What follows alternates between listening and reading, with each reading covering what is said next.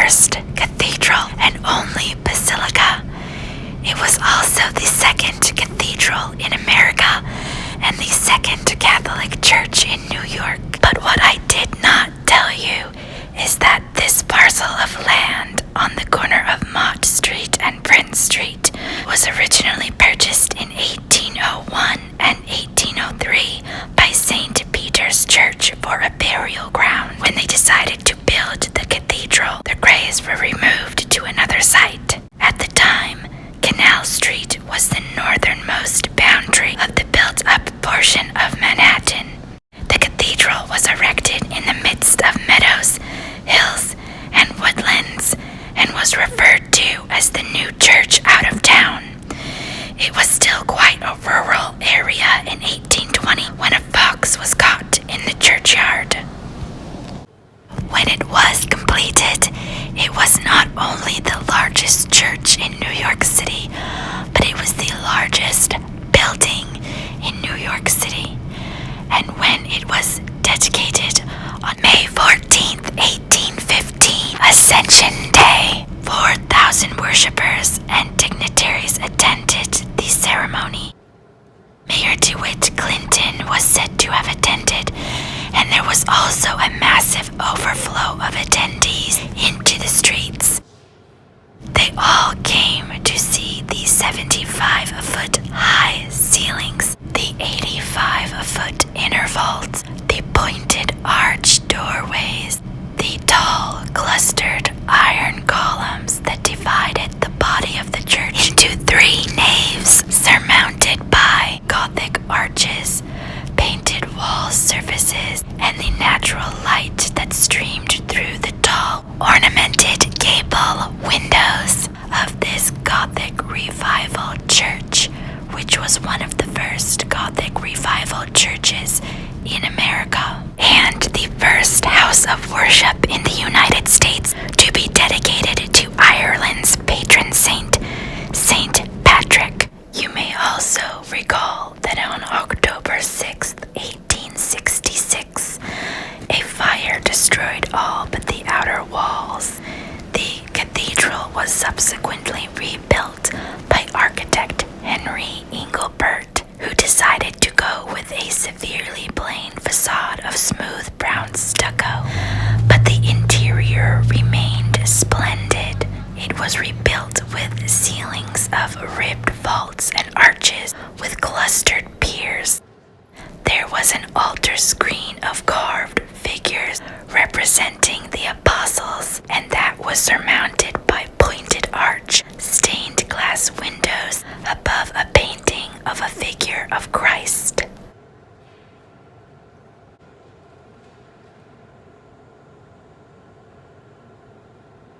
Keeping up with the times, cast iron was used to rebuild after the fire.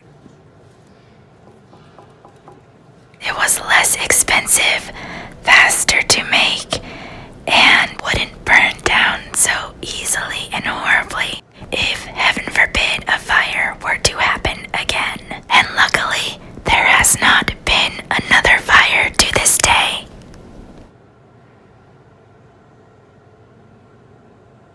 The cathedral was originally the center of an impoverished Irish community, but with the investiture of Archbishop McCloskey, who was the first American to be named cardinal on April 27, 1875, the parish boundaries extended further to Wooster Street and Bowery between Hester and East 4th Streets to include the Italian immigrants that started populating the area that is now Little Italy in the 1880s. Today, the parish includes people of Irish descent, Italian descent, Hispanic descent, Asian descent, and many others.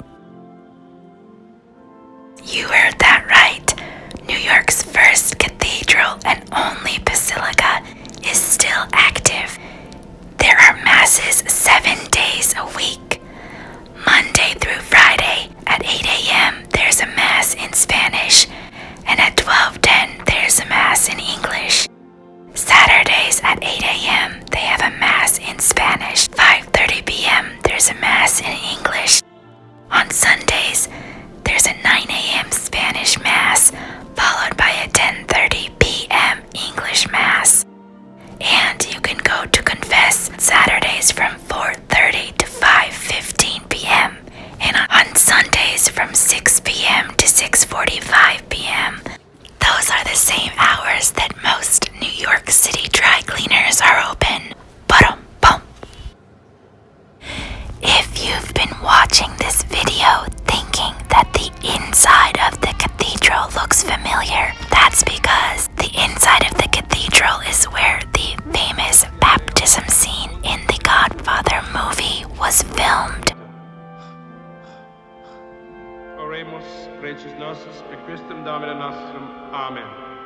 Michael, crucis Domine impressiones signatum od magnitudines gloria tua rudimenta servans. Venturis est judicari vivus et mortus in saeculum perennium. Amen.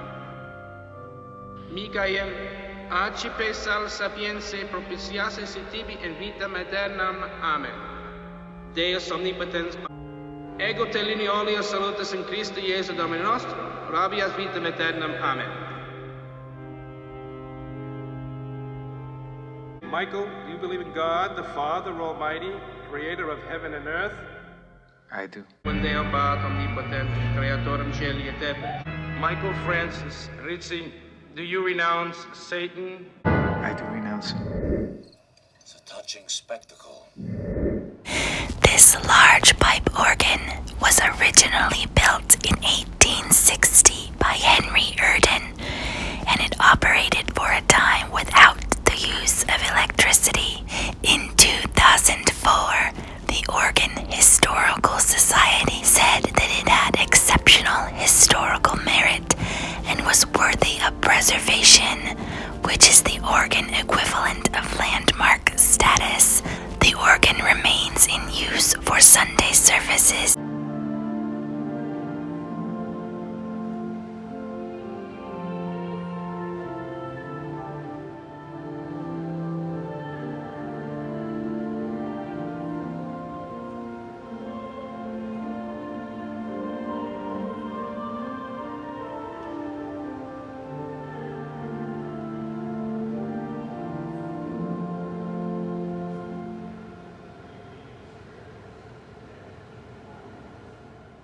Keeping up with the times, the cathedral has a Venmo and they have a YouTube channel where you can watch services and special occasions.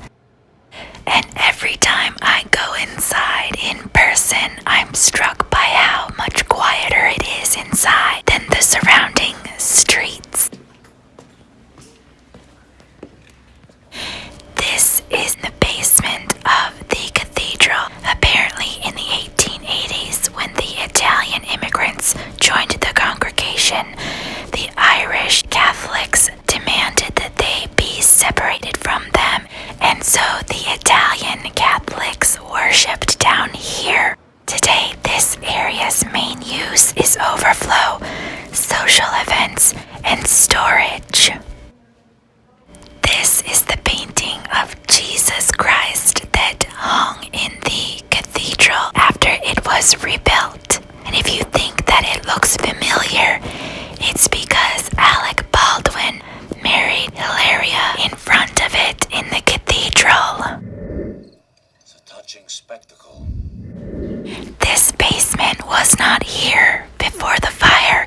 It was an addition upon the rebuild, and you can see that the wall that is the street wall now is darker in color than the inner wall, and that is because the outer wall is exposed to water. This wall is the original wall that withstood the fire. It used to be the outer wall, so you can still get some ash on your finger from the wood that was charred. At one point, they added a basement entrance to the catacombs below the cathedral. That was not the original entrance. The original entrance was on the Mott Street side of the cathedral and was covered